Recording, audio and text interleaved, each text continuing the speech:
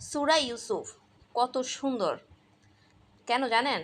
এটা আমাদের শেখায় কাছের মানুষগুলা বিশ্বাসঘাতকতা করতে পারে, ভাঙা হৃদয় ভালোবাসা দিয়ে সারিয়ে তুলতে পারে, কষ্টের পর সচ্ছলতা আসে, দুঃখী হওয়া আর অকৃতজ্ঞ হওয়া সমান নয়, এবং ধৈর্যশীল মানুষের শেষ পরিণতি সুন্দর হয়। ধৈর্যশীল মানুষদের শেষ পরিণতি যে সুন্দর হয় এটা আমি চাক্ষুষ প্রমাণ।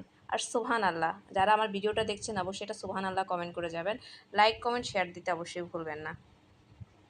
মাঝে মাঝে নিজেকে পাপী মনে হয়, নিজের অজান্তে না জানি কত পাপ করে ফেলি, অথচ বহুবার বহুভাবে আল্লাহ রক্ষা করেছেন। কথায় আছে না, রাখে আল্লাহ মারেকে। সবচেয়ে কঠিন সময়ে, কঠিন পরিস্থিতিতে আমি আল্লাহকে পেয়েছি, আলহামদুলিল্লাহ। সৃষ্টিকর্তা মানুষকে দুঃখ দিয়ে বুঝাইতে চায় যে তোমরা আমার কাছে ফিরে এসো, কারণ দুনিয়াটা অস্থায়ী আর পরকাল হচ্ছে স্থায়ী। কি জানো তো, তুমি মানুষকে যতটুকু দিবে খোদা তোমাকে তার চেয়ে দ্বিগুণ আকারে ফিরিয়ে দিবে, সেটা আনন্দ হোক বা দুঃখ। সুন্দর হওয়ার চেয়ে সৎ হওয়া বেশি প্রয়োজন। মানুষ মানুষের সৌন্দর্যের কদর করে কয়েক বছর, কিন্তু সততার কদর মৃত্যুর পর পর্যন্তও থাকে।